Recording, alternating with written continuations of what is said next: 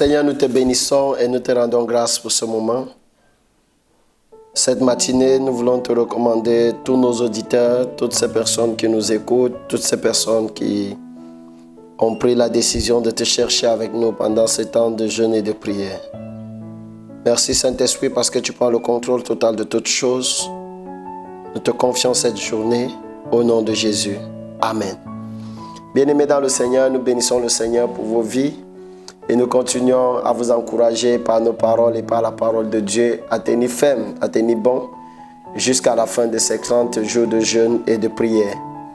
Que Dieu vous soutienne et que sa grâce soit sur chacune de vos vies. Bon, ce matin, nous parlons donc sur le thème les retards, corriger les retards. Beaucoup de gens dans la vie ne sont pas là où Dieu veut qu'ils soient, ne sont pas là où Dieu voudrait les amener à cause des retards qui parlent contre leur vie, à cause des retards qui combattent leur vie. La Bible est pourtant claire, la Bible dit que Dieu souhaite que nous puissions prospérer à tous égards, comme prospère l'état de notre âme. La Bible est claire encore, la Bible dit que l'Éternel a pour nous des projets de bonheur et non des projets de malheur. Si Dieu nous souhaite le bonheur, qu'est-ce qui se passe? Qu'est-ce qui nous met donc en retard? Comment est-ce que le retard peut s'installer dans la vie d'un homme à qui Dieu souhaite le bonheur, dont Dieu a créé dans le but de faire de lui un homme heureux? Et par définition, nous pouvons définir dans le retard. Le retard, c'est le fait d'arriver trop tard après le moment fixé ou attendu. Le retard, c'est le fait d'arriver trop tard après le moment fixé ou attendu. Ou encore le retard, c'est le fait d'agir trop tard, de n'avoir pas encore fait ce qui devrait être fait au moment opportun. Vous voyez, il y a des gens qui sont à un certain âge et qui sont encore victimes des problèmes de l'âge qui est dépassé. Il y a des gens qui ont 40 ans et qui luttent encore pour avoir des choses qu'ils devraient avoir à 20 ans. C'est en fait ce qu'on appelle le retard. Le fait d'être à un certain niveau ou à un certain âge et de ne pas avoir encore été comblé par des choses qui sont à l'âge inférieur que nous avons dépassé. Parce que la vie et le résultat de la vie devrait évoluer en fonction de comment est-ce que les années évoluent.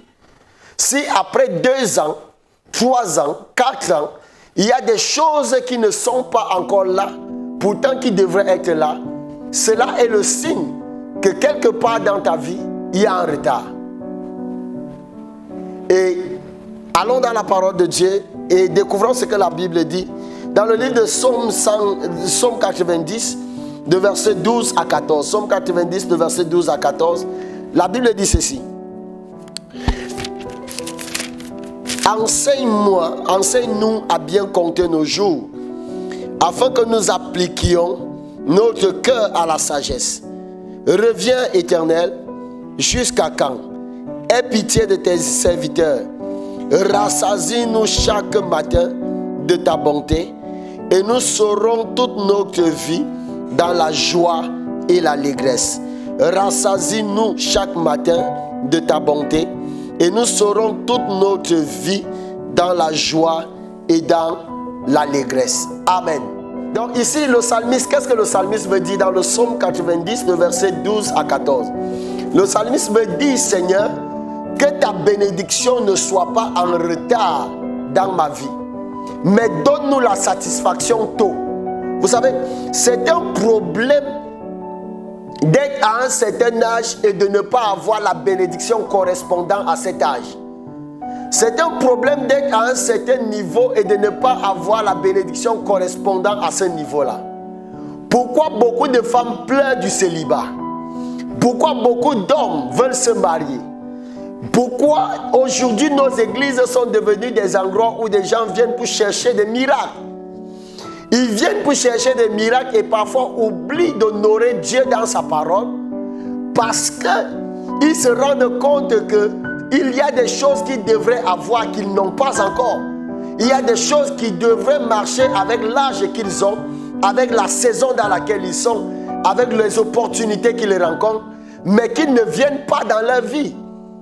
Le retard, c'est le fait d'arriver trop tard. C'est le fait de ne pas être au niveau où nous devons être selon le plan de Dieu et même selon la manière d'évoluer des hommes. Je prends un exemple. Un enfant qui a 1 an cherche encore le lait le matin. Certains enfants de 1 an têtent encore. Ils sont encore au sein. Et un enfant de 10 ans, il y a une différence. Ce qui attire l'enfant d'1 an, le cœur de l'enfant de 10 ans ne devrait plus être attiré par ces choses. Le jouet qu'on peut acheter à un enfant de 1 an, on ne peut plus l'acheter à un enfant de 10 ans. Lorsque l'enfant de 10 ans est attiré par ce qui attire l'enfant d'1 an, le parent devrait faire attention. On appelle ça parfois à l'hôpital un manque de croissance. On dit que l'enfant a un problème de croissance, il ne grandit pas, son cerveau n'évolue pas comme il devrait évoluer. Parce qu'à partir d'un certain moment, quand nous dépassons certaines étapes de notre vie, nos centres d'intérêt changent. Notre manière de voir la vie commence à changer. Les désirs que nous avons de changer certaines choses deviennent plus ardents. Et lorsque nous sommes à un certain niveau et que nous ne voyons pas que ce que nous devons avoir arrive, nous sommes en retard. C'est pourquoi le psalmiste dit, Seigneur, rassasie-moi le matin. Dans d'autres versions, il dit, rassasie-moi tôt le matin. C'est très important qu'à un certain âge de la vie, que Dieu te donne la stabilité. C'est très important qu'à un certain âge de la vie, Dieu stabilise tes finances. Dieu stabilise ta vie sentimentale. Dieu stabilise tes projets. C'est pourquoi je suis venu dire à quelqu'un ce matin, pendant ce temps de jeûne, Dieu va apporter la stabilité et va t'amener à rattraper les retards qui sont en train de s'imposer dans ta vie. Je parle à quelqu'un qui pleure. Je parle à quelqu'un qui traverse une situation compliquée. Parce que tu cherches des choses liées à ta génération. Tu cherches des choses liées à la saison de la vie dans laquelle tu es. Ça devient compliqué d'avoir 50 ans et de chercher encore le mariage. Ça devient compliqué d'avoir 60 ans et de ne pas avoir d'enfants. On va nous traiter de stériles. Pourquoi Anne pleurait? Anne pleurait parce qu'elle sentait le retard dans la procréation. Anne pleurait parce qu'elle sentait qu'elle était en retard dans une saison de sa vie. J'ai envie de dire à quelqu'un, la Bible dit dans le livre de Joël chapitre 2, le verset 25, je vous remplacerai les années qu'on dévorait. 2023, c'est une année où Dieu va remplacer toutes les saisons de ta vie dans lesquelles tu as été en retard. 2023, c'est une année qui arrive et Dieu marchera avec toi dans le but de t'aider à rattraper les retards de ta destinée. À partir d'aujourd'hui, pendant que tu écoutes le son de ma voix, tu ne seras plus en retard. Le retard ne sera plus ta portion. Tu vas pouvoir marcher, avancer selon les plans et les désirs de Dieu établis pour toi. Dieu ne peut pas te souhaiter le bonheur et toi tu vis le malheur. Ce n'est pas normal. C'est le fait de vivre le malheur dans le bonheur que Dieu a décidé pour toi qui te met en retard. Regardez, en effet, quand un homme est en retard, il ne peut être dans la joie. La raison de plusieurs frustrations, la raison de plusieurs amertumes, la raison de plusieurs haines, la raison de plusieurs jalousies. Je peux même aller plus loin en disant la raison de plusieurs sorcelleries. Parce que la sorcellerie, c'est quoi? La sorcellerie, c'est le fait que le méchant, le jaloux, parte voir le méchant pour faire du mal au bon. La sorcellerie, c'est le fait que le jaloux parte voir le méchant pour faire du mal au bon. Ça veut dire quoi? Ça veut dire que quelqu'un te regarde et voit comment lui il est en retard, ou bien certaines choses ne donnent pas dans sa vie, et que toi tu es en train d'avancer. Il tombe donc dans le piège de la jalousie. Il tombe dans le piège de la rancune. Il tombe dans le piège de l'envie. Et il commence à t'envier et à te jalouser. Et à cause de ça, il va même jusqu'à aller voir quelqu'un qui est capable de faire du mal dans le but de détruire la vie de quelqu'un. Plusieurs personnes deviennent des sorciers. Regarde, parfois l'oncle qui a raté sa vie, parfois l'oncle qui a échoué, il n'est pas devenu sorcier dans la famille pour rien. C'est le retard dans sa vie qui a fait de lui un sorcier. C'est le retard qu'il a accumulé dans son existence qui a fait de lui un sorcier. Le retard nous ralentit. Le retard nous empêche d'accomplir pleinement notre destinée.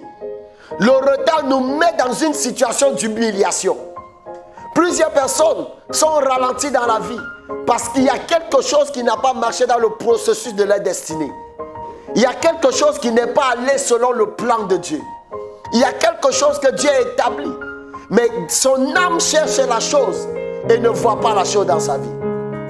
Je prie que Dieu corrige tes retards. Amen. Comme je le disais, le retard fait trois choses dans la vie de l'homme. 1. Retard, ralentit. 2. Empêche l'accomplissement de la destinée. 3. Nous met en situation d'humiliation.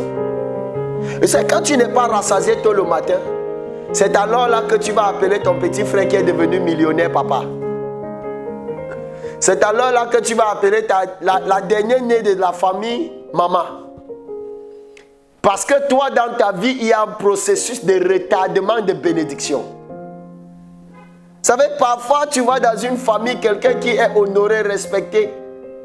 Et il est parfois le cadet. Il est parfois le dernier né. Parfois, il est obligé d'humilier les autres. Pas qu'il est obligé, parfois, il humilie les autres. Parfois, il fait du tort aux gens. Et on est obligé de tout accepter parce que nous ne sommes pas au niveau où il est. Parce que nous accusons des retards dans certains domaines de nos vies.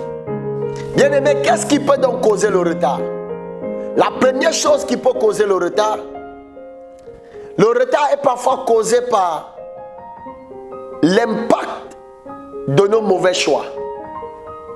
Le retard est parfois le résultat des choix que nous faisons dans la vie. La Bible dit, voici, je mets devant toi deux chemins. Et je te conseille de suivre le bon chemin.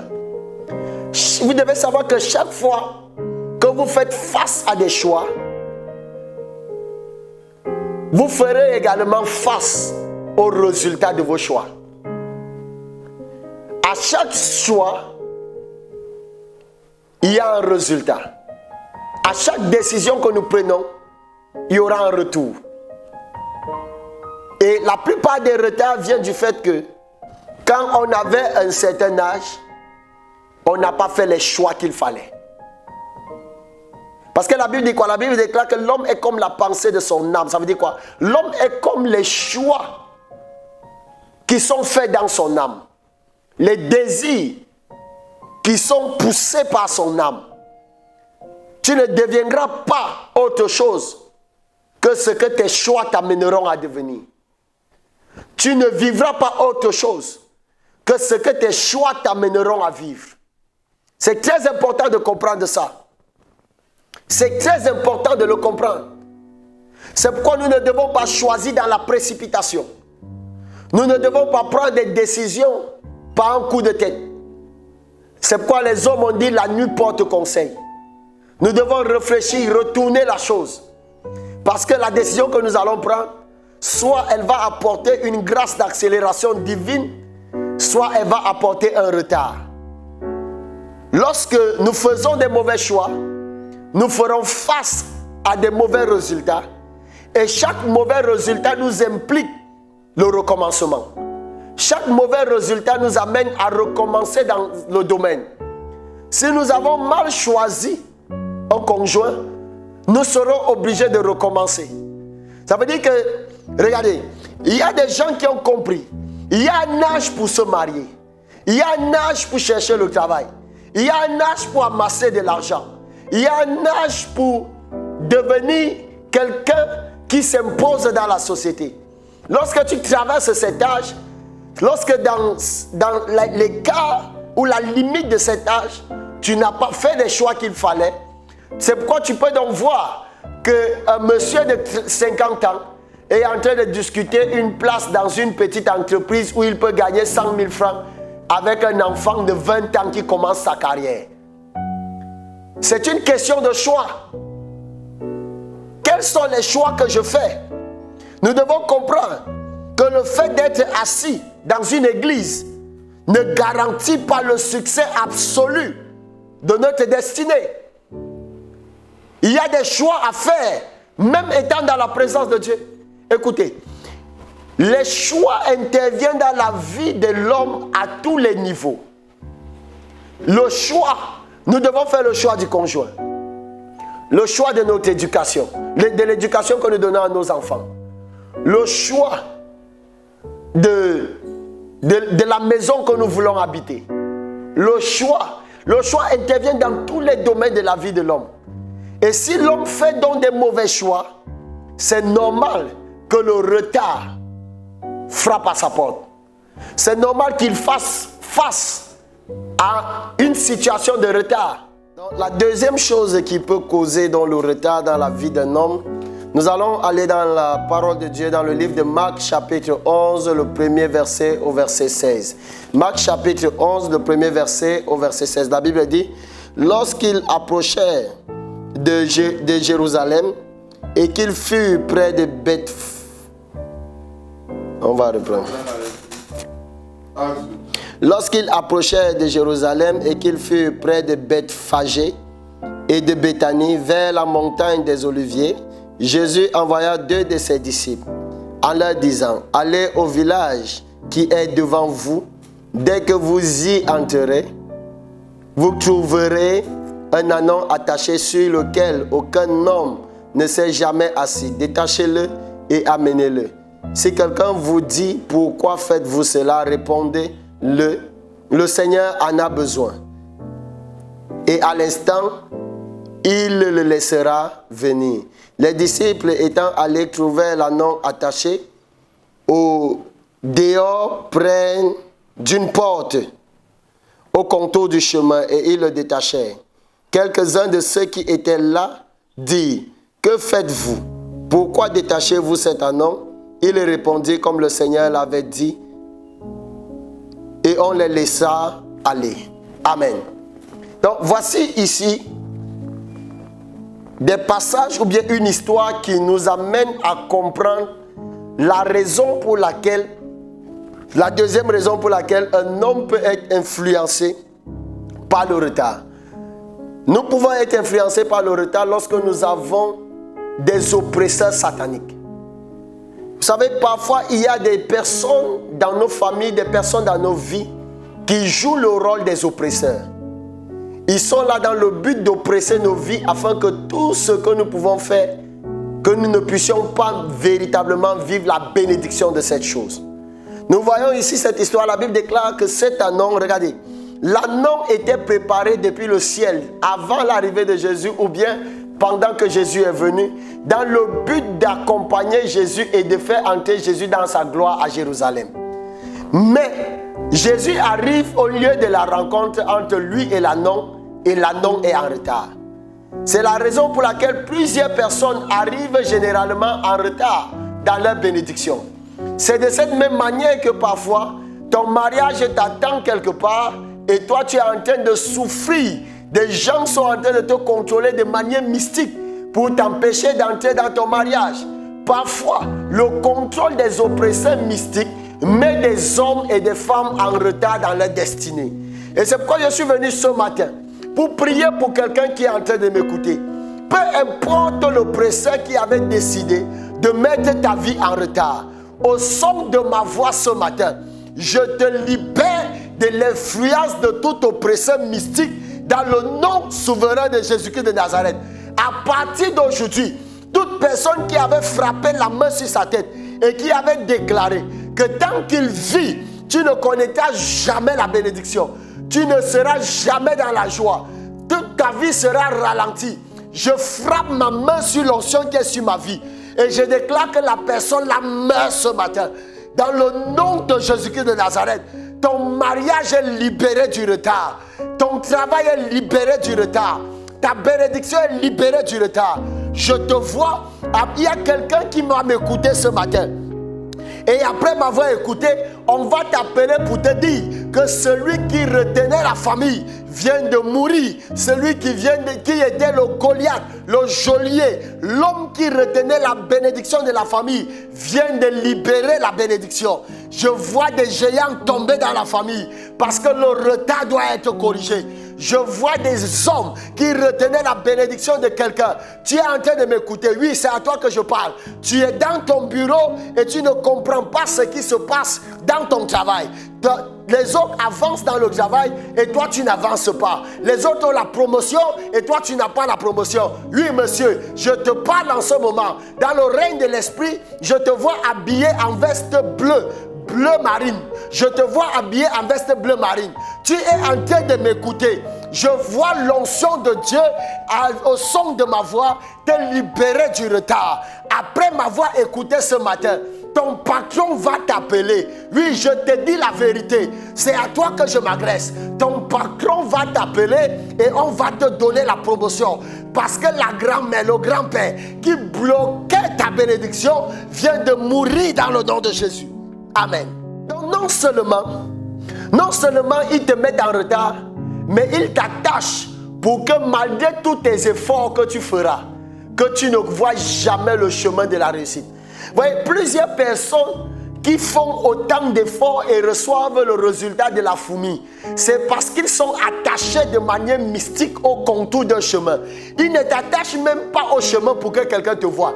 Ils t'attachent au contour du chemin. Donc pour que quelqu'un te voie, il faut qu'il vienne avec la révélation. C'est pourquoi ce matin, je t'annonce que la personne que tu es en train d'écouter, je suis venu avec la révélation de Dieu.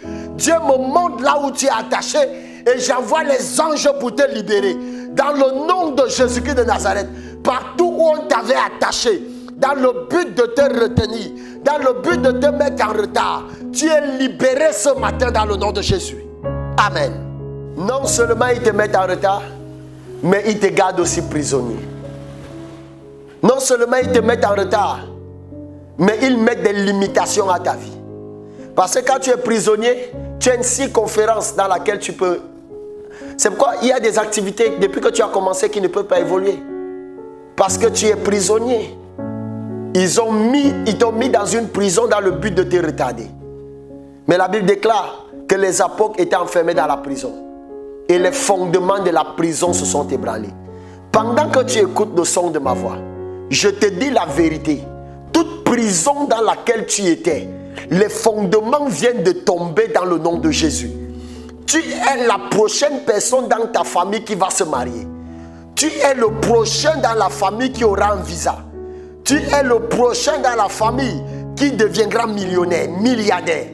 Parce que la prison du retard vient de libérer ta vie. C'est pourquoi ce matin, je vais t'inviter à prier avec moi. Nous allons dire à Dieu, toute prison de retard qui nous a retenus, depuis notre naissance jusqu'à aujourd'hui, en ce jour de jeûne et de prière, que cette prison de retard ouvre ses portes et nous libère. Si les portes ne veulent pas s'ouvrir, que les anges de Dieu renversent les fondements, fassent tomber les murs de la prison et me fassent libérer au nom de Jésus. Prie avec moi. Seigneur, nous venons dans le nom de Jésus. Priez pour un auditeur.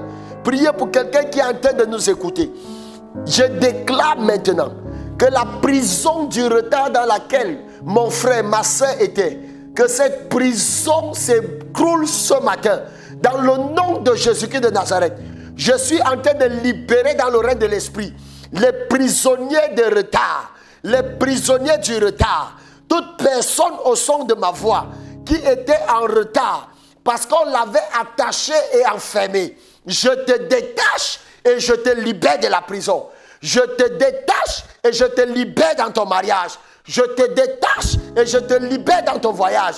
Je te détache et je te libère dans ta bénédiction. Oui, le temps est venu, Seigneur, de libérer tout prisonnier captif du retard. de libérer tout homme, toute femme dont les entrailles étaient bloquées, tout homme, toute femme dont les diplômes étaient bloqués, dans le but de retarder la croissance de sa destinée. Merci Seigneur, parce qu'en ce moment, tes anges sont en mouvement. La délivrance est en train de s'opérer. Pendant que tu tends ta main vers l'écran, je prie pour toi que l'onction de Dieu te localise. De là où tu es, que la prison du retard ouvre ses portes et te laisse aller. Ouvre tes portes et te laisse aller. Je parle à la prison du retard dans la vie d'une femme, dans la vie d'un homme. Elle te libère ce matin. Dans le nom de Jésus, j'ai prié. Amen, amen, amen. Que Dieu te bénisse. Je veux continuer à prier avec toi. Aujourd'hui, moi-même, je vais détenir entre mes mains le téléphone de la ligne de prière. Je veux prier pour les 10 premières personnes qui vont se bousculer et vont appeler après avoir écouté cet enseignement. Pendant que tu m'écoutes, compose ce numéro. Appelle-moi, je veux prier avec toi. Plus 225 07 78 83 75 82. Appelle-moi. Je veux prier avec toi dans l'optique de briser toute prison du retard. Et après m'avoir appelé, je te dis la vérité, ta vie ne sera plus jamais la même. Que Dieu te bénisse. Que la grâce de l'Éternel soit sur toi. Shalom, shalom.